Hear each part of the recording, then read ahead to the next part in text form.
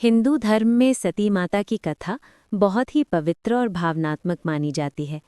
ये कथा प्रेम, त्याग, स्वाभिमान और भगवान शिव के प्रति अटूट भक्ति की कहानी है। सती माता भगवान शिव की पहली पत्नी थी और उनका जीवन धर्म और मर्यादा का महान उदाहरण माना जाता है।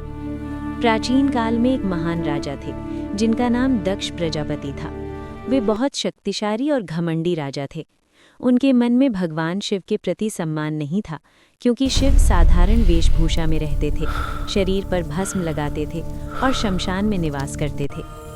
दक्ष प्रजापति की एक अत्यंत सुंदर और दिव्य पुत्री थी जिसका नाम सती था। सती बचपन से ही भगवान शिव की भक्त थी।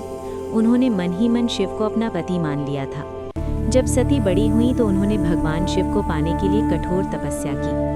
सती की तपस्या से प्रसन्न होकर भगवान शिव प्रकट हुए और उन्हें वरदान दिया।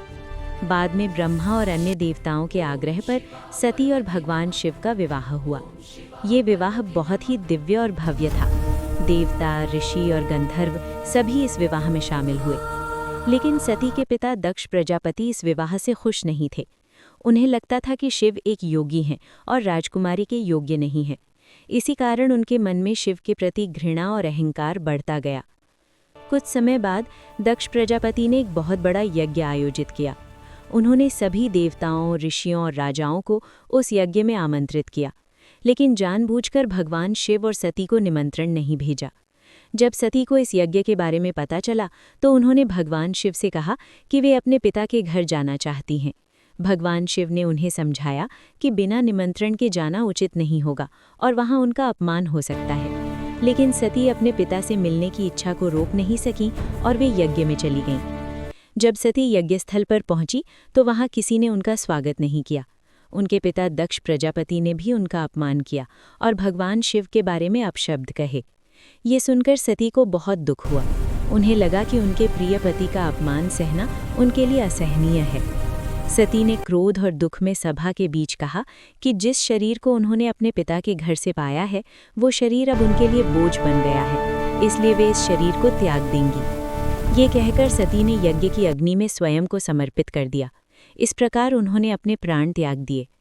जब भगवान शिव को इस घटना का पता चला तो वे अत्यंत क्रोधित और दुखी हो गए।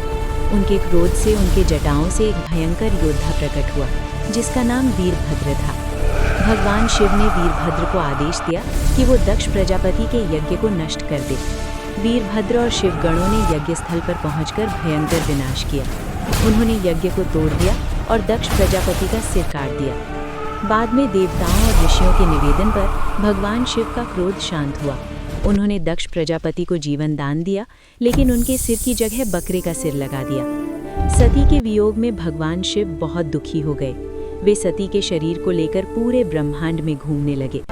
उनके दुख से सृष्टि का संतुलन बिगड़ने लगा। तब भगवान विष्णु ने अपने सुदर्शन चक्र से सती के शरीर के टुकड़े कर दिए। जहाँ जहाँ सती के अंग गिरे वहाँ वहाँ पवित्र शक्तिपीठ बन गए। इन स्थानों को आज भी बहुत पवित्र माना जाता है और लाखों भक्त वहाँ दर्शन करने जाते हैं। बाद में सती ने पुनर्जन्म लिया और पार्वती के रूप में जन्मी। उन्होंने फिर से भगवान शिव को पाने के लिए कठोर तपस्या की और अंत में शिव पार्वती का पुनः मिलन हुआ। सती माता की ये कथा हमें कई महत्वपूर्ण शिक्षाएं देती है। ये हमें सिखाती है कि अहंकार और अपमान से हमेशा विनाश होता है। साथ ही ये कथा सच्चे प्रेम, भक्ति और आत्मसम्मान की भी मिसाल है। इसी कारण सती माता को शक्ति और त्याग की देवी माना जाता है। उनकी कथा सदियों से लोगों को धर्म, भक्ति और मर्यादा का मार्ग दिखाती आ रही है। वीडियो पसंद आए तो लाइक, शेयर एवं चैनल को सब्सक्राइब करें और कमेंट में जय सती माता लिखो।